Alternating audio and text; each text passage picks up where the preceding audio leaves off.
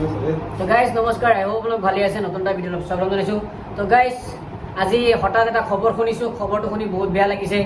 News পাইছোঁ, নিউজত আমাৰ মৰমৰ জুবিন গাৰ্গ, আমাৰ অসমৰ গৌৰৱ বৰ্তমান এতিয়া নাই। তো আপোনালোকক মই নিউজটো দেখুৱাই আছোঁ। দিয়াচোন মই দিয়া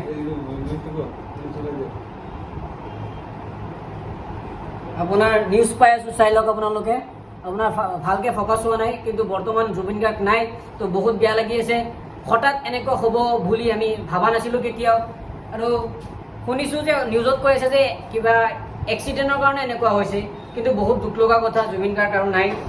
ইমান মৰমীয়া মানুহবোৰক হেল্প কৰিছিল যুগে যুগে, তেখেত আৰু আমাৰ মাজত নাই। চ' গাইজ বহুতেই বেয়া লাগি আছে। আজি মানে মোৰ মনত এনেকুৱা লাগিছে, মানে কিবা এটা আহি গৈছে যেন এনেকুৱা ফিল হৈ আছে যে পটককৈ শুনিছোঁ না যে জুবিন গাৰ্গ আৰু নাই। আজি ভাবিছোঁ যে দিনেই বেয়া হৈ গৈছে। যে বাবলু, তোমাৰ কেনেকুৱা লাগিছিলে খবৰটো শুনি? চবৰে এনেকুৱা লাগিব, কাৰণ অসমৰ তেখেত হৈছে অসমৰ গৌৰৱ ন।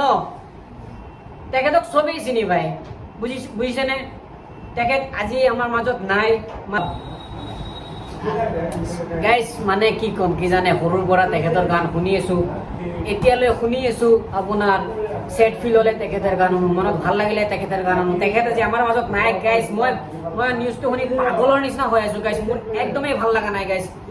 হঠাৎ এনেকুৱা কেনেকৈ হ'ব পাৰে গাইজ, আমাৰ মাজত এজন মানুহ নাই।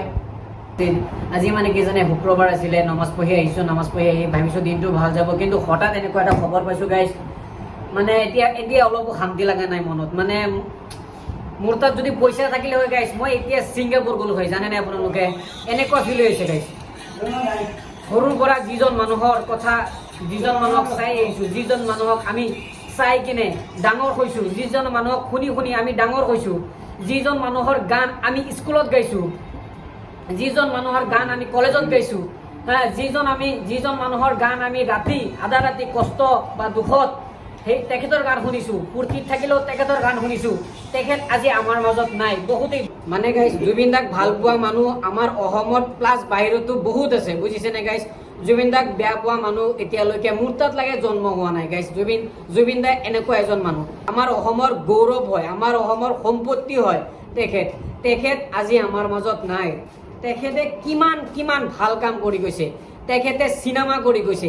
তেখেতৰ গান আপুনি কি গান শুনিব, তেনেকুৱা গান আপুনি পাই যাব আপুনি তেখেতৰ, বুজিছেনে? তো সেইটোৱেই গাইজ, বহুত বেয়া লাগি আছে। তেখেতক ইমান শুনি আছোঁ, শুনি থাকোঁ, সদায় শুনি থাকোঁ। তো মানুহবিলাক এনেকুৱাই গাইজ, এদিন ভগৱানে চবকে লৈ যায়। তেখেত আৰু আমাৰ মাজত নাই। আৰু তেখেতৰ ঘটনাটো মই শুনা মতে, নিউজত দেখা মতে এক্সিডেণ্টলি হৈছে। তো ভগৱানক আমি প্ৰাৰ্থনা কৰিম যে ভগৱানে তেখেতক ভালে থাকক। আমি দোৱা কৰিম ভগৱানে তেখেতৰ চিৰ শান্তি যেন দিয়ে, আত্মা যাতে শান্তি পায়। তো গাইজ, আপোনালোকে যোনে যোনে জুবিন দাক ভাল পায়, ভিডিঅ'টো শ্বেয়াৰ কৰিব, কমেণ্টত লিখি দিব। তো প্লিজ গাইজ, জুবিন দাৰ কাৰণে আপোনালোকে চবেই প্ৰাৰ্থনা কৰিব, তেখেত যাতে ভালে থাকে, তেখেত যাতে ভালে থাকে। আৰু এইখিনি গাইজ। তো আজিলৈ ইমানখিনি আছিলে।